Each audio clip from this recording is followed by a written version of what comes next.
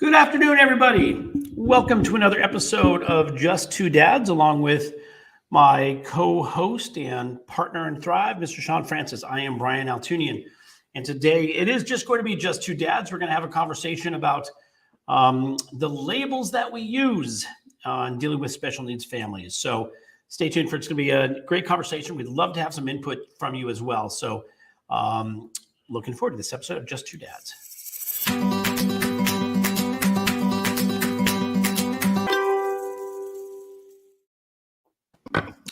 Hello. That's hello. I don't know what that's all about, but I don't know what's going on. Neither do I. I don't know either, Governor. Governor. Hello, everybody. Welcome to another episode of Just Two Dads. I am Brian Altunian, along with Shawn Francis, and we'd like to welcome everybody who's joining us on Facebook Live. Please enter your comments. We get a chance to. Sometimes we'll put your comments up on the screen. Sometimes we'll answer them directly. We'd love to have interaction. If you're not catching us live, but you're catching us on our YouTube channel, we are Just Two Dads. I hope that you'll still comment there and subscribe to the channel and share. And, again, hopefully we're sharing enough compelling information about, us just being just two dads servicing the special needs community, along with so many of our co-warriors, that we hope that you'll subscribe and share the information. Hopefully it adds some value. And if you're catching us on any of the podcast outlets, or where you can hear us, or on WSTX AM radio in the U.S. Virgin Islands, we welcome you all and are so grateful to have you as our audience and as our family as we discuss topics that are not only so prevalent and so important for our special needs families, but they have reached beyond the special needs community and into our neurotypical families as well. So hopefully you're getting some value out of all this. And I'm excited to be having our conversation today and looking forward to the interaction. And again, please comment and let us know that you're out there and let us know if, you're going to hear the conversation today. It's going to be engaging. We'd love to have your input. So Shawn Francis, my good friend, how you doing today, buddy? I'm doing great. I try to remain grateful. I'm gonna be transparent and share some of the impetus for today's topic. Brian and I had the opportunity to be on a. Well, let me back up again. Just thankful to have the platform that we do have. But Brian and I had the opportunity to tape a guest appearance on a different podcast. We were on somebody else's show, and you may have noticed if you watch our show, join us often. Whenever I am so adamant about trying to convey empathy and get into other people's shoes, that in my attempt to do so, I can be very demonstrative in my effort to display how I might not understand a person's perspective, point of view, or their experience. And my intent is that despite not being able to relate to that, I respect where that person is coming from. And that might be, I don't know, whether it's someone that likes a food that I just can't stand, or a lifestyle that I may not necessarily support, whatever have you. And on this particular show, we were talking about just that idea coming from other people's perspectives. And I try to describe, for instance, the pronoun situation where people will define themselves as him, her, and I stated that, if someone is as they present or sees themselves as they present, I don't necessarily understand why there's a need for the pronoun. However, I don't have to understand it in order to respect it. And, Brian pointed something out that, when you go out of your way, in other words, the way I did it, I was like, I have no idea. I can't even connect to that. I have no idea. I put so much emphasis in that what I had to give after that was completely lost. And so when it comes to, for instance, our son Elijah is 15, was diagnosed with autism at the age of 3. I will say that he is on the autism spectrum. I may say that he was diagnosed with autism at the age of 3. I don't use the term. We don't avoid the term special needs. But it's rarely used, and that's just how we roll per se. There are certain words that other Rarely people used in use. your house, you mean? Rarely Right, used right, you guys. right. And there are other words that people use that I find like so foreign.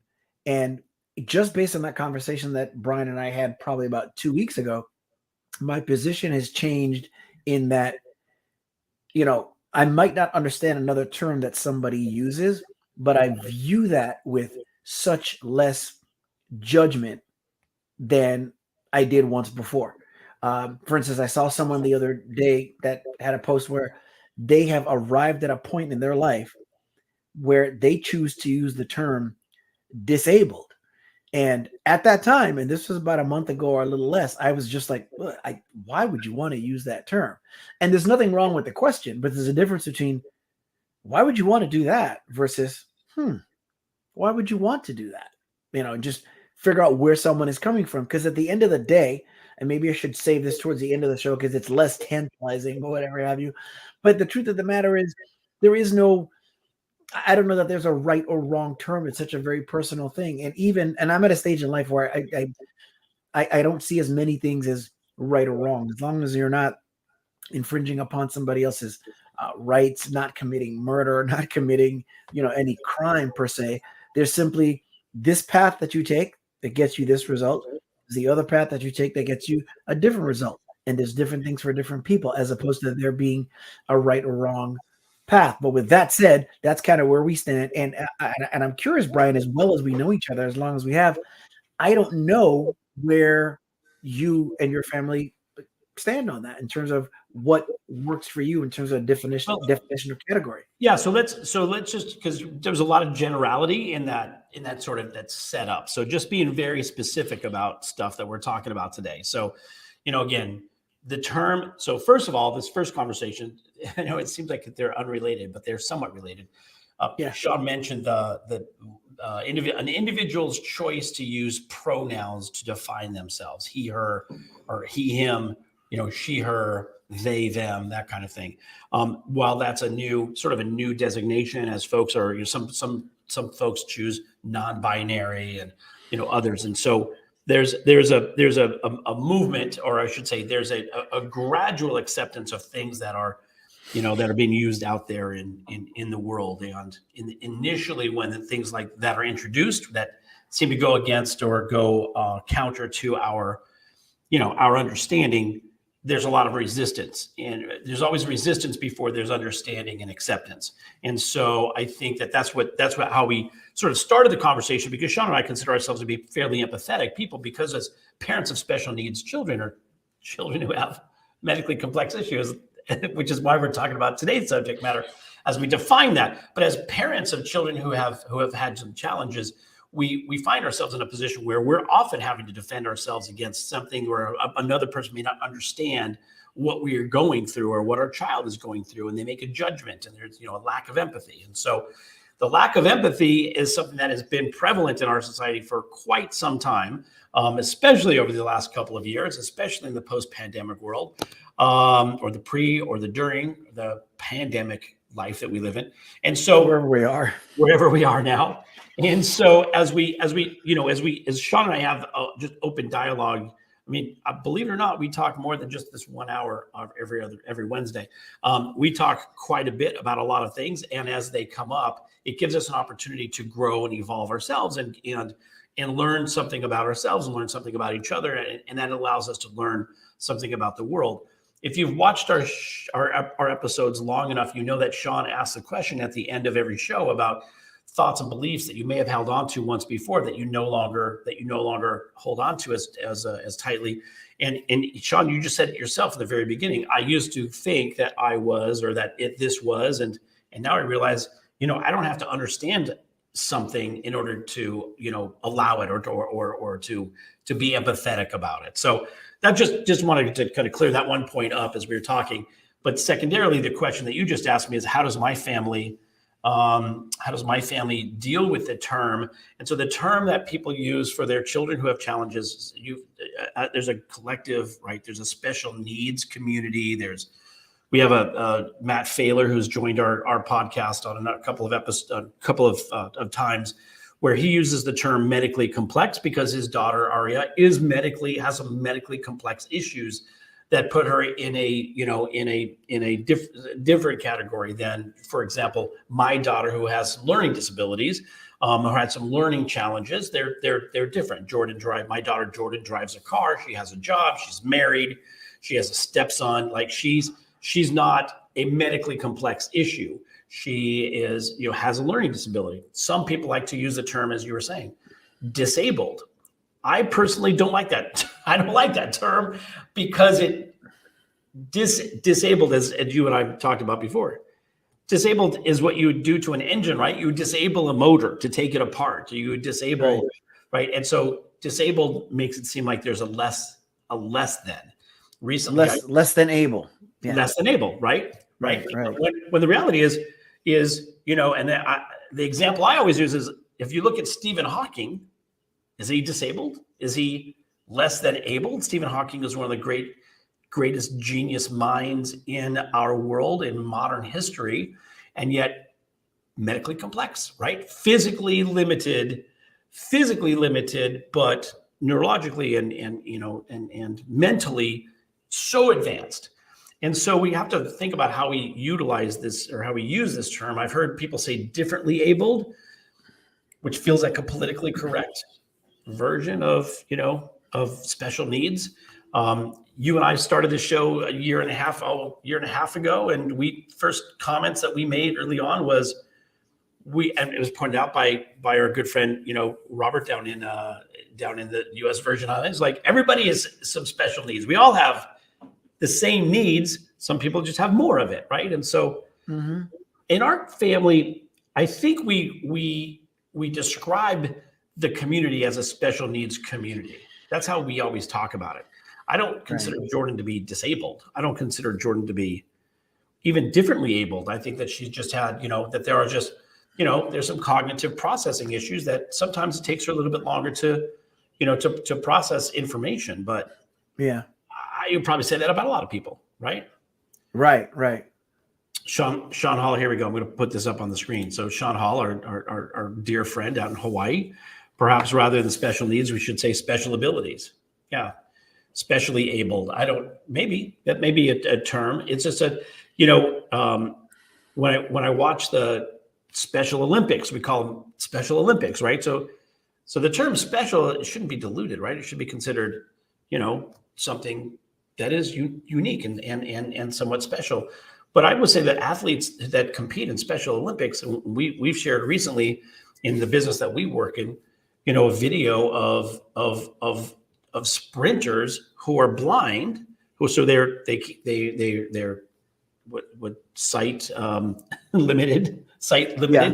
All the terms that we can use for blind, but basically they run with a runner side by side, sprint, full on sprint. Imagine running completely blindfolded, running as fast as you can on a track that turns, right? It's not even a straight shot. It's a racetrack, so it's an oval. And so imagine doing that at full speed.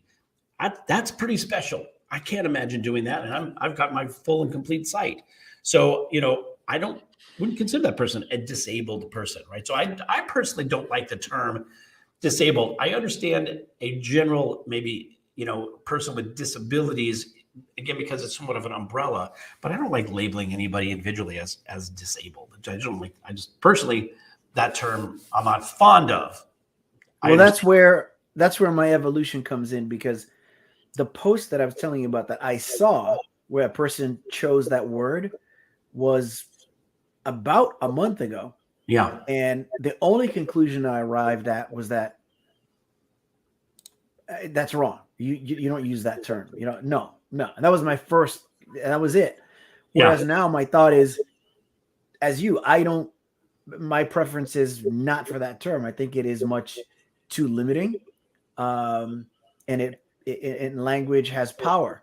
And like you said, you disabled a mechanism or something that is functioning. And in this case, you're talking about whether it's the mind, the will, the spirit, or a bodily function or whatever. There's a limit there. But with that being said, this is a mother who chose to use that word. And so if she chooses to use that word, then you have the understanding that, more power to you, because then it means that we start telling people what they should and shouldn't use. And that's where my whole mindset with regard to certain things, as opposed to them being right or wrong, is just like, well, you're free to go down this path. Here's where you go. You're free to go down that one. And that's what you get. And it's a matter of what is, not necessarily good, bad, right, or wrong. It just is. Yeah. Yeah. I think, honestly, for me, I think the term is, there's all of them are somewhat interchangeable, and it sort of depends on who your audience is, who you're speaking to. America set out a pretty extreme law that covers, federal law that covers all of land, called the Americans with Disabilities Act, ADA. The ADA is what requires public buildings to have equal access to everybody of all abilities. So in a generality, because that could be somebody who's, who may be blind, or maybe in a wheelchair, or, have other some physical limitations. It also may be somebody who has some cognitive limitations. The idea is that all public buildings should have access for all.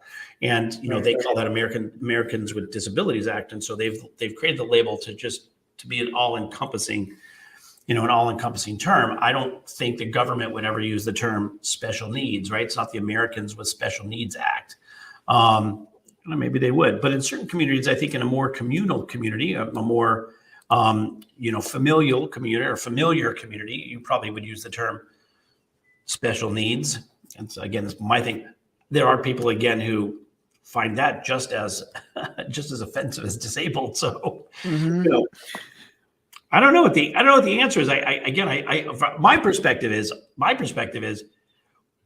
when having a conversation, if I see somebody bristle on a term, I'm like, what are you comfortable with? I'll use any term that you feel. What's your level of comfort? Like, how do you define?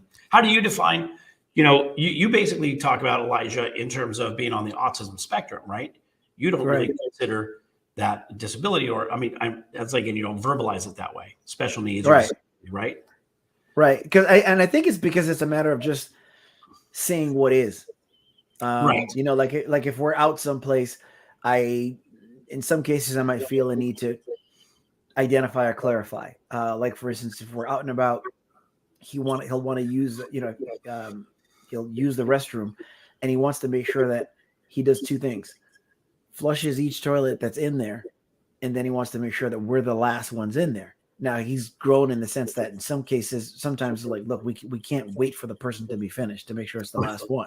And sometimes he doesn't put up as much of a fight as he used to once upon a time, but it's all part of habit and routine. And I would have to explain to the person, look, this is the reason why we're out here waiting for you, even though we just used it. We're waiting for you to be done because. And what I would say is, he's on the autism spectrum, or he has autism, and I think more commonly I would say he's on the autism spectrum. It's important to him to flush every last one. We're gonna just wait till you're done.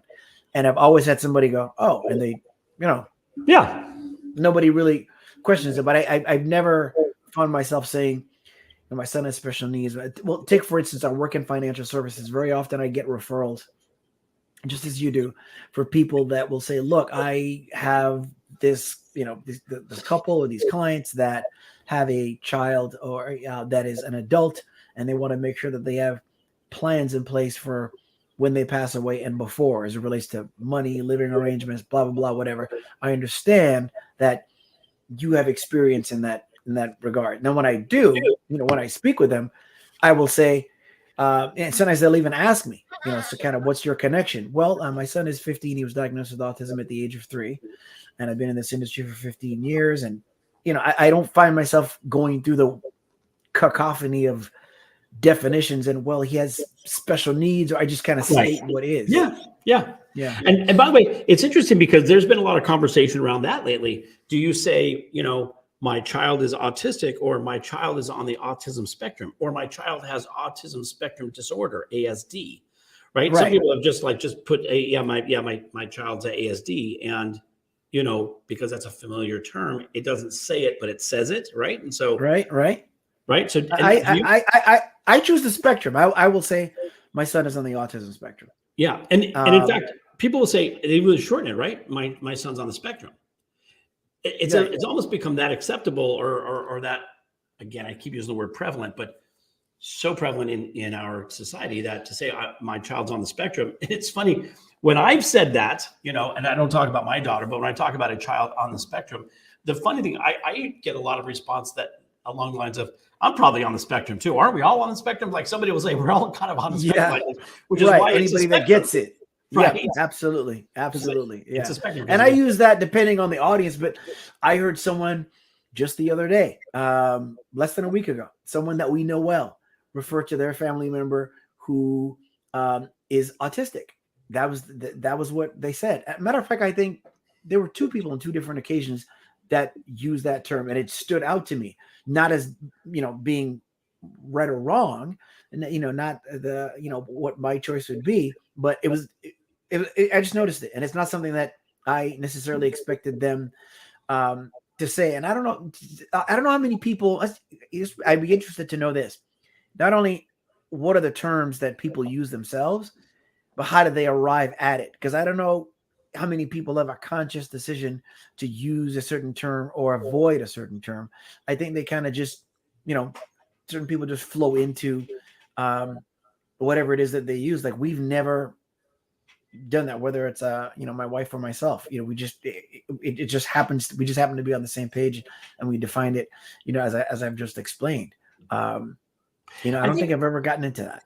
I think maybe it comes also with a level of comfort, right? As I think initially when you're diagnosed, you'll use the most, right, the most medically, and actually that's when you find yourself kind of, I think, shopping for the right word. Right. My son is.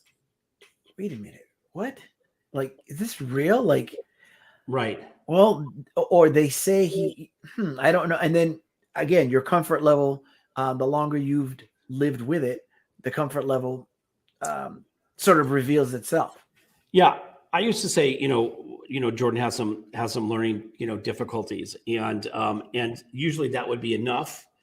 Sometimes if I said that to somebody who had more experience in the special needs community, they would say, "Oh, what's her diagnosis?" And it's so funny. Right. I would say, well, her diagnosis is sort of like multifaceted to some degree, right? There's apraxia, there's some, cognitive processing limitations, I guess there are medical terms for it, but, honestly, don't even really know how to answer it. And she was diagnosed at 18 months and she's now 26. So it's been a long time. And I still, I just say she's learning, she has some learning difficulties, or she has, some learning issues. By the way, I always tell people in our business that, it requires a license. I will tell people who find themselves struggling to study for the license, like, I don't even know if I can do this. And I said, listen, people who where English is not their natural language can pass this exam. And in fact, even my daughter, who has learning issues and learning challenges, she passed the exam as well. So, you can, not that colors anything, but it's sort of like, that's really all I say when it comes to Jordan. I don't say that she's a special needs child. Now, I say that, and then in general, I say I work with you and I work together in the special needs community, doing the financial work that we do in the special needs community, because we're both members of that community by virtue of the fact that we have children who have challenges, right? So it's unacceptable in that context to say we're part of the special needs community. Right, definitely. And again, that's what I feel like, at least for me, it fits when I say, this is what it is. I do this. I've done it for this long. My son is diagnosed with autism at the age of 3.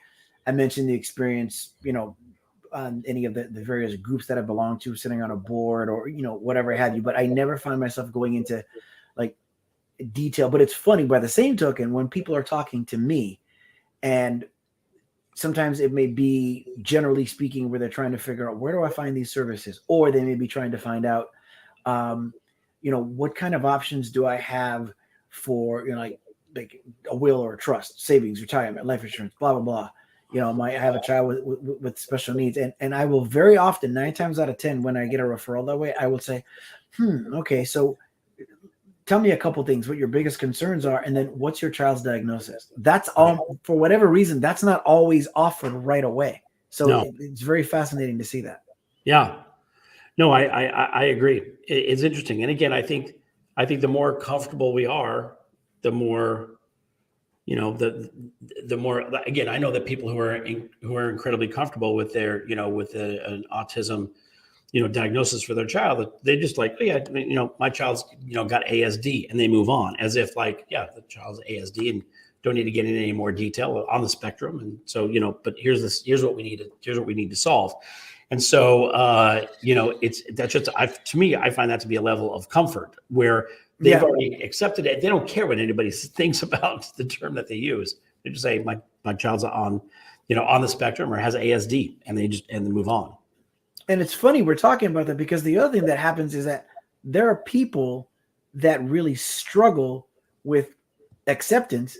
So therefore they struggle with any term, ideology, or a definition. Right. And that's the other end of it too.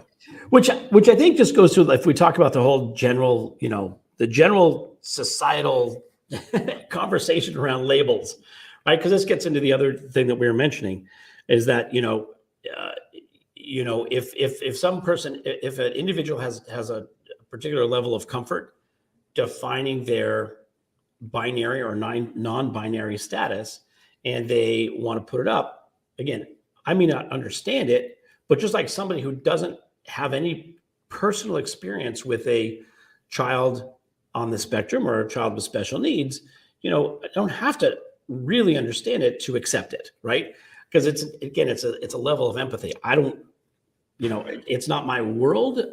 And so, but I respect an individual's decision to define how they want to be seen in the world, right? And how they feel they fit in the world. At the end of the day, we all want to fit in. We all want to, we don't want to be, necessarily, always compliant, but we want to fit in with our society, with our culture, with our community. And so if we feel that, and again, I personally don't, have never been diagnosed with any special needs issues. So I don't have that feeling of feeling outside of a community, not feeling like I belong. But for those that do and have made a choice to decide or define how they want to be viewed in terms of pronouns, if that allows them to feel a part of something and feel like they fit in, or it fits their true self, God bless them. Then, have at it, do your thing. Right. I'm not saying I present as a snail and therefore I'm a snail, Right. but as I, define my sexual orientation, that's a personal decision. It's a personal choice. And however people feel that they want to express themselves to fit in, then again, more power to them. I don't have to understand it to be accepting of it. Right, absolutely. Yes. And so as we're giving each other show notes, I have to probably put my headphones in. I don't usually forget, but at the last minute, I forgot to put my. Yeah. All right, Shawn. Doesn't sound bad. Doesn't sound bad. I'm doing it. There it is. I got up during our. I've never done that. And I got up and now I'm putting them on. Anyway. No, but it's interesting. I consider myself, and I think anybody that watches the show knows, I am somebody that strives to be awake. And I don't want to go down that whole nother road, but when you talk about being, I should say conscious, because being awake or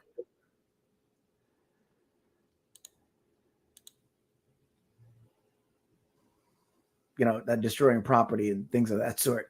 But as conscious as I find myself to be, I realize you can't ever be so comfortable, so conscious that, that you're not stepping in somebody else's shoes. And that's really the thing to think about all the time.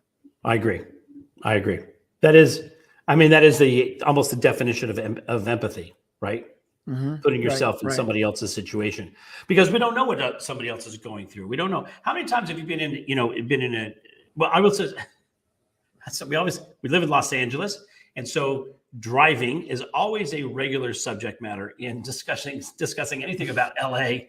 And Yes. so I was driving today on the freeway and in a little bit of a hurry to get to an appointment and in morning traffic, which is never fun.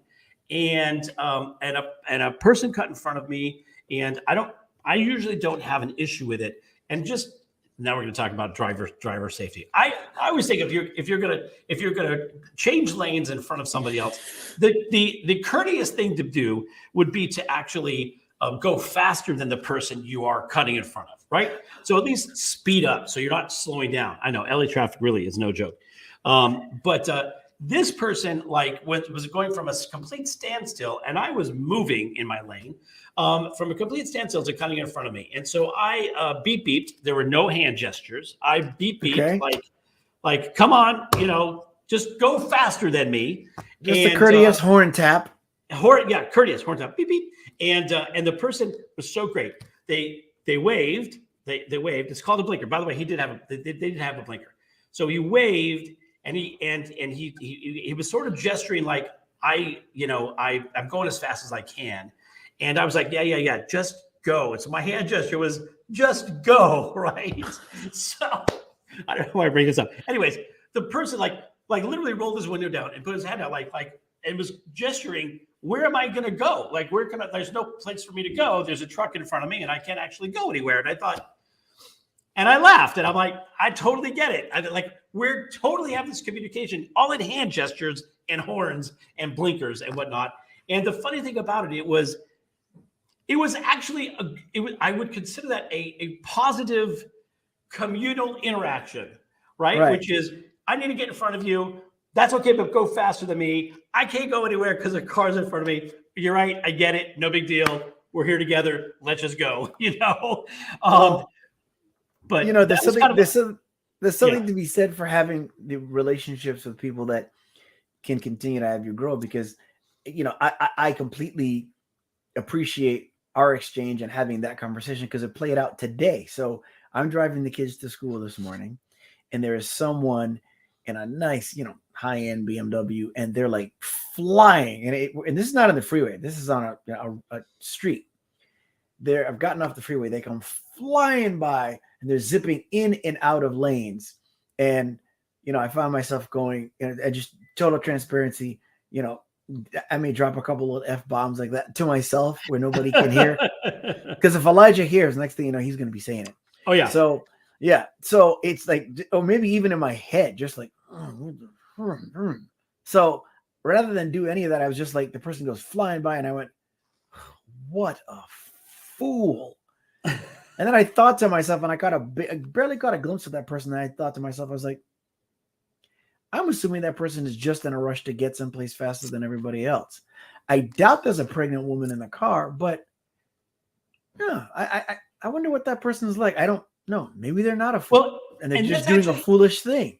And that's actually the point that I was getting at before I kind of went into the detailed, description of my exchange. But it's sort of like I realize when I'm having those kinds of interactions and somebody's doing that, they're going in and out, I think to myself, man, if I was late for to get on to make it to the airport I probably would drive that way too. Or if I just got a call from my son's school and this happened once before, but with my daughter's school, that that there had been an accident, that there had been a slash. You gotta get there, right? And I was 12 miles away from my daughter's school when she was slashed by a classmate with a knife.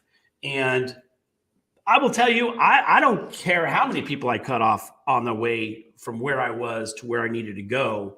I had one singular thought. And so today I think about that when I encounter drivers. I think, I don't know anybody else's situation. This is the whole point of the conversation around empathy. I don't know what that person's going through.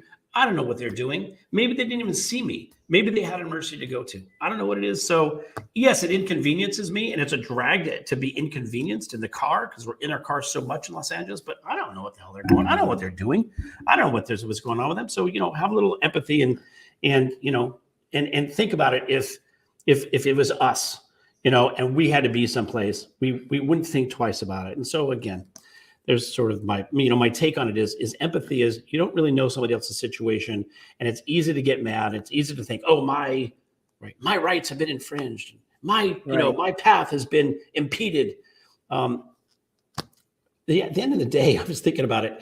How many times have you driven on the freeway where, you're on and some guy's in another lane and that lane seems to be moving and then your lane seems to be moving, and it's just sort of a gentle, friendly competitiveness about whose lane is going to get there. When the reality is when you all get off the freeway at the same exit, you're like one or two cars away from each other anyways. Like, who cares?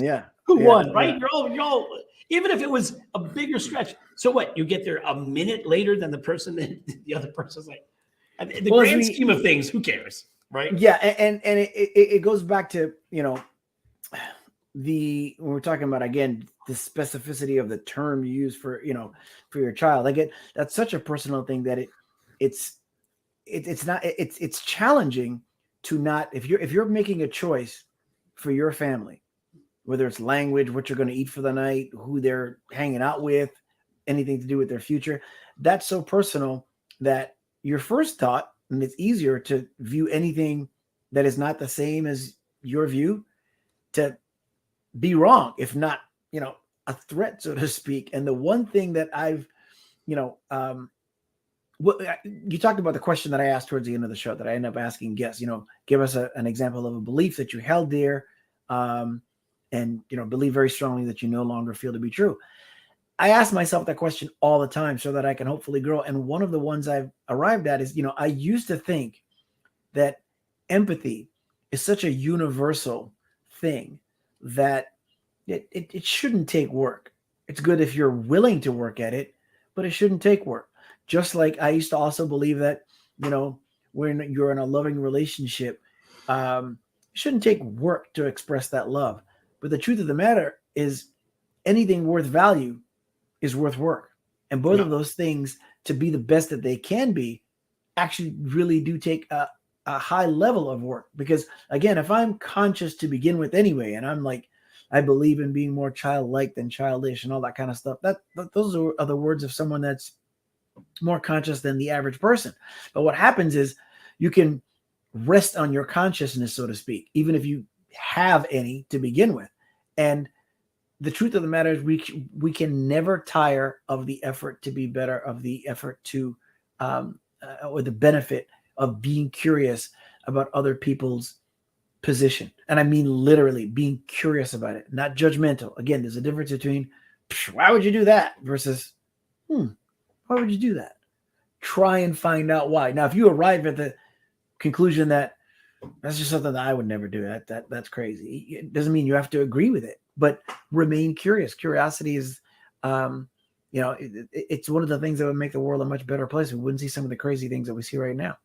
Yeah, no, for sure. And that's why I think when anybody takes a position of like, it's not my world, so I can't relate to it. We have to go, well, then there's opportunity for curiosity. There's opportunity for learning. There's opportunity for growth, right? Because we can look at something and go, yeah, I mean, I can't imagine what the folks in Ukraine are going through right now. I can't imagine what it's like to be a Russian citizen right now with your country engaged in a war that you may not believe in. And yet if you speak out loud, you risk the possibility of being arrested for speaking out against the government, right? So like I can't imagine what life would look like in either of those settings. Right. But I can definitely feel for those people. I can empathize. I can imagine what would it be like if that was happening here, and I've got my children spread out all over the country. That sounded bad. I have children spread out all over the country. Yeah, I've fathered children all over the country. That's kind of what I do. My children. His legal first name is Philanderer. Yes. No. Hilarious. Yeah, I fathered children everywhere. No, I have my oldest daughter is in upstate New York. My youngest daughter is teaching English in Israel at the moment. So you have a few children, and they live in various parts of the planet. That is right. Because the majority of them are grown and adults. Not that Correct. you fertilize seed all across the globe. Right, No. right. And by the way, we would say the majority of them, we're talking 2 out of the 3 that I have. The other third is here in Los Angeles. So we say the majority of my children. Yeah. The majority of a minority. Yeah. Yeah. The majority of my brood is all over the world. But the reality, just go. There's one more joke. There's one more joke. I feel another joke is in there. Go ahead. No, it's all right. No, it's funny. No, it's not it just kind of, it's really, I know someone that on social media, whenever they post a picture of their child, that as far as I know, they have one child, a daughter. And I've seen other people do this as well. And other people will jokingly say, yeah, me and my seed, Yeah. But this person says that with the most utmost and manner of reverence. And again, once upon a time, I'd be like I'm visual. I see a seed. She's not a fruit. I don't get that, Right. But right. Again, that's that person's word. But I was thinking of what you said earlier, where you're like, I can't imagine what it'd be like to be in the Ukraine and so and so. But you know what? We should always try. And what made me think of that is there's a gentleman. That's what I was getting to, right? Yeah, there's a gentleman that has I think he's on Instagram, but he's on Facebook. It's gonna bother me. Gotta get his name. He's of Middle Eastern descent, and he travels to different parts of the world. And he usually will wear a T-shirt that will say "life" on it, and it shows like a graphic of what a phone charger looks like, and that it's half charged, and he's trying to like fully charge his life. I can't think of his name. I'm sure Shawn Hall will find it. Shawn Hall's right. He's going to post. But he travels to different parts of the world and will shed light on a community or someone. And you hear about things in North Korea all the time. But he went there and videotaped what he could and talked about, how they check every device. And when I say check the device, they don't check the back. I mean, they open the device to go through your apps, your messages, all that kind of stuff. And he's standing in the middle of a freeway because cars are such a luxury. Most people don't have them, that there's hardly any cars on the freeway. And it made me stop and think that I've heard that it's repressed, that there's a repressive regime there. Yeah, it's not new, but I didn't know until like seeing that. And some of that was about me and how I received it. I've seen other correspondents and news that show bits of clips of things, in that country, but I still didn't receive it the way I did at that time. So it got me to thinking about just the idea of anything where you say, I can never imagine so-and-so. Yeah, well, try to. Like when we, like metaphorically, we say, try to imagine A, B, C, but no, really stop for a second, try to imagine, et cetera, et cetera. For sure. Well, I think about, this is where I was going with that, the idea of like, how would I communicate with my kids? How would I make sure my kids are safe? How do I, but the idea of being in a major city that's being, shelled by enemy fire for reasons that seem to us anyways, suspect, there's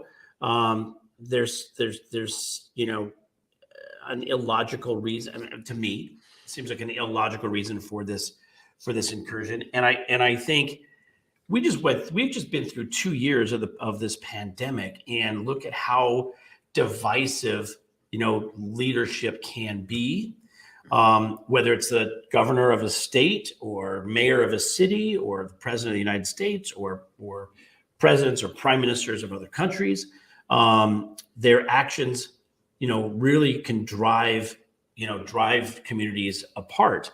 And when I think about, when I say it's I can't imagine, what I mean is it's unfathomable. It's imaginable, right, but somewhat unfathomable, considering how we were kind of at each other's throats over the last 2 years over the idea of wearing a mask or having a mask mandate for public, transportation. Or I flew to Austin, Texas last week for my niece's wedding, and in 2022, February of 2022, I had a passenger behind me who refused to wear his mask on the airplane. It's sort of like, it's not new news, and I will say this, the flight attendant did an amazing job. She said, listen, I understand if you want to make a political statement, please write your congressman, but don't make my job any harder than it has to be today. Could you just put a mask on, please? You have to wear it. It's a mandate. Like, it's not new. And I thought to myself, like, how is it that 2 years in, we're still, fighting for our freedom and our rights in such a way that even though it's already been like, it's now part of our fabric, get on a plane, wear a mask. Frankly, before the pandemic, I knew so many people who would get sick after flying. Just get sick, get the flu, get a cold. And how many times we thought, oh my gosh, they've got to fix these filtration systems in these airplanes. Like everybody gets sick on an airplane all the time. That was before the pandemic. I kind of want to wear a mask every time I get on a plane just to not be sick. And so the idea that we're fighting still over vaccines and mask mandates and masks in February of 2022, the idea that we come under fire from an enemy where, again, you don't know who's, the reason, the logic, what your leadership is going to do. It's unfathomable to me what those folks are going through. That's kind of the point of all. And when it comes to empathy, it's like, you're right. We should all try to think about if we're seeing a situation that we don't understand, and it looks like it's a situation of horror and, horrible activities. Imagine what that would be like if it was you. If you were in there, what would you do? What would you do or say? Would you stand up and in a public square and protest? Would you hide? Would you leave the country? Would you fight? There are Russian soldiers who have when encountering Ukraine resistance, just given up because they don't agree with the leadership. They've just given up. Would you do that? So it's like when because I've seen parents kind of scold each other for their choice of words or whatever the case might be, whether it's defining their child's diagnosis or using the term special needs, challenge, whatever have you. But there's just a lot of that. And then some of us are sensitive to it too. I remember when the pandemic first hit, my wife she's so amazing anyway, but she got, these different accessories and everything for Elijah's online schooling. And one of them was this display that had days of the week and you have the times and it had his schedule on there. And I posted it in one of the special needs or one of the autism groups because it was like, hey, if you need any kind of resources, here's what my wife got these, or where did you find them? And there were things like that.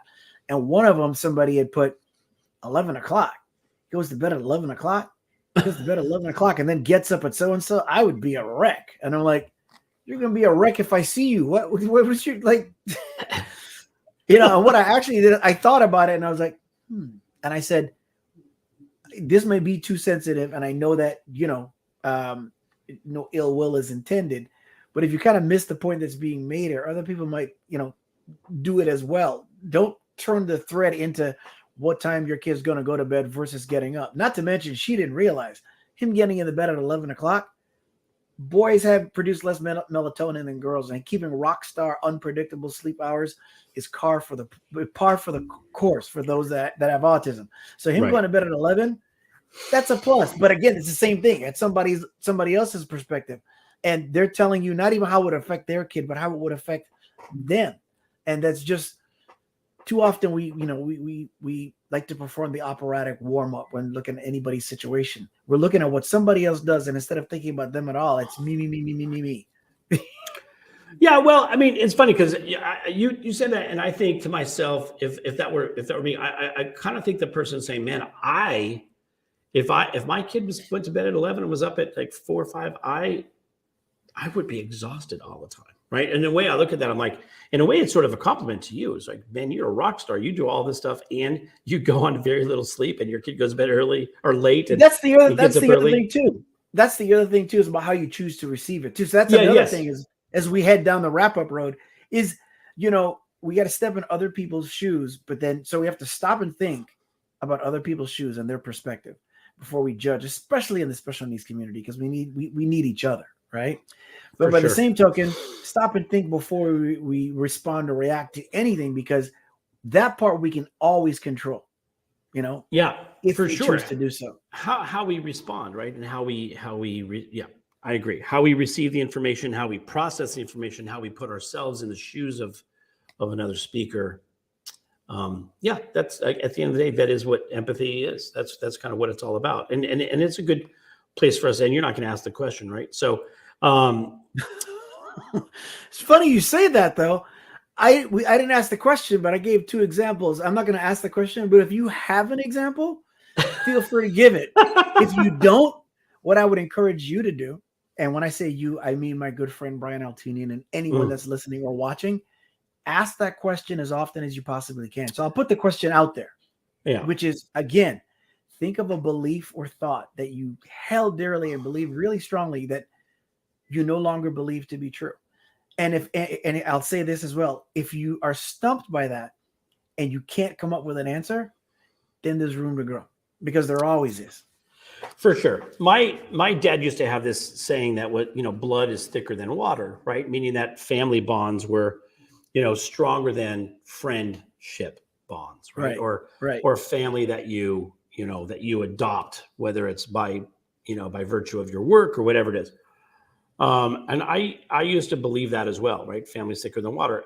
And I don't believe that anymore. By the way, the family that I have strong ties to, I do believe that's pretty thick, but I've also found that there are some people in our families who don't believe in that, who don't believe that blood is thicker than water, who allow trivial things to interfere with that familial tie. How many we're individual independent businessmen in the financial services arena, and we have people who work for themselves in our business. And it's interesting how many times their biggest detractors are their family. And they've come to a place where their coworkers and their colleagues become, do all the things that you would expect a family to do, be supportive and be there when you're down, cheer you on when you're doing well. And that becomes an adopted family. And then in that particular case, that water bond is as thick, if not thicker, than the blood bond at times. So for me, that's the thing. I think family bonds should be, and I hate using the word should, but should be stronger than the friendship bond. But I have found that to be not necessarily the case. And as sad as that is, I find that to be a reality for a lot of people. And I think, again, there's a lack of empathy in some of that. Without a lot of times the challenges that occur within families is a lack of empathy. You're not doing what I think you should be doing. Therefore, I'm going to make this sort of judgment call about you. That's like a whole other topic, but just being family in name alone does not get someone a seat in the front row to the theater of your life. Correct. They have to actually be. I'm blessed that most of the people that I'm related to are my friends as well. But I don't take for granted that there's nothing written that says it has to be that way. So definitely. No, I agree. You expect your family to be your biggest supporters, no matter what. Obviously, unless you've done something really horrific and horrendous. But the reality is, we've all made mistakes. We all do things that we wish we could have done a better job. It's learning experiences that make us better and stronger and more evolved. And as we go along that path, to be vilified by your own family for making mistakes along that path, it just there's a lack of empathy, and there's a lack of understanding, and there's lack of grace. A lack of grace. And that's why that question, again, for our viewers and listeners, continue to ask yourself that. If you can, if there's one question that is worth asking yourself on a daily basis, it's that. All right. For those of you who don't know, Shawn used to ask that question in the very beginning, and I hated the question. So that's just saying that it's a fun thing between us, because there are some times when I absolutely hate that question. I hate the question because it makes you dig down deep into those things that you held on to dearly, or that you're like, well, maybe I didn't hold on to those dearly. You start questioning your own consciousness. So I sometimes still hate the question. Definitely hate it when he asks it of me, but we should ask it of all of you. Like, that's what we always tell our guests, hey, by the way, we're gonna ask you this question. And our guests are like, that's a really good question. And then Shawn will look over at me like this, like a little side eye, like, see, it was a good question. And I'll be like, and I roll my eyes like, please don't tell him that was a good question. But anyways, That's because Shawn and I love each other dearly, and we have this kind of relationship where we could do this to each other. So we love you all. Thank you, all of you, for participating and for watching and listening and being a part of our family here. I'm not sure if this was I love this subject matter that we talked about today because it's an ongoing discussion of how we apply labels to ourselves and to our family, to our children, and it's an ongoing conversation. I don't think we've come up with any definitive answers to anything other than, again, have some awareness and have some empathy. And so as we wrap up this episode, again, want to thank everybody who listened to us on WSTX AM radio down in the U.S. Virgin Islands and on podcasts everywhere. If you're catching us on our YouTube channel, hi, please subscribe. And if you're catching us live, thank you for participating and for putting your comments in the chat. We didn't get to all of the comments up here, but we're grateful for you to be part of this conversation. Next week, we have a guest next week. We're lining up some of our guests. We're pretty excited about some of the guests that we have coming up. So we have one in particular that we're really excited about in April, which we can't talk about yet. But we're lining up some great guests. And so again, as we end the show, I'll say, empathy. First of all, I want to say thank you, Shawn Hall. I don't get a chance to do this enough. Shawn Hall, right, who's really our kind of our back studio producer. He keeps us on time, sort of. I mean, as much as we can be held to a time constraint. He reminds us of things. He's the one who tells me, put your ear pods in because you're echoing. And he's there to really kind of make sure that we are focused on the conversation, and he handles a lot of our back end. So Shawn, thank you very much. We love you, brother. We love you and your family and are grateful for you and your participation in this with us. And for everybody else who's listening, for my daughter, Jo, who likes to participate, I love it when Jordan puts stuff in the comments and know that she's there. She's one of my biggest fans and supporters. Love her. For all of you, empathy and love, as we talked about, that's a common theme for us. Have some empathy for the people who you witness, who cut in front of you in traffic and you don't know what their situation is. Have some empathy to know that they're living their lives, doing their thing, and the world will look better. And if you can look at the world through the lenses of love, the world will be a better place. Send out love and good thoughts and prayers to the folks in Europe and in the Ukraine and in the war-torn areas of our globe. Hopefully we get to some resolution sooner rather than later. So with that, Shawn, I'll throw it to you to wrap up our show for the day. Thank you, everyone, for tuning in. A deep and sincere thank you to Shawn Hall as well. I want to thank the women of my life, without whom I couldn't be here. My mom, Jan, and my amazing wife, Laura. And remember, everybody needs to be seen. Everybody wants to be heard. Everyone wants to know that they matter. And just remember and accept that grace, finding grace, and granting grace is worthy work. Never tire of it. Thank you so much, and we'll see you next time. We love you. Thank you, everybody. We love you. Oh my gosh, I forgot to do our end thing. Hey, hold on. Hey, everybody. Okay. Catch you next time on Just Two Dads.